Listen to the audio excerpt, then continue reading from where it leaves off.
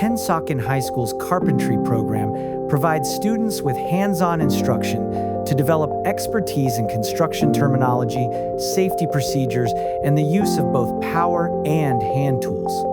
The program prepares students for immediate employment through a strong focus on building and framing techniques, reinforced by comprehensive safety training. Participants can master the skills required for the National Center for Construction Education and Research exam and pursue apprenticeships with the United Brotherhood of Carpenters. For more information on Pennsauken High School's CTE programs, visit pensauken.net.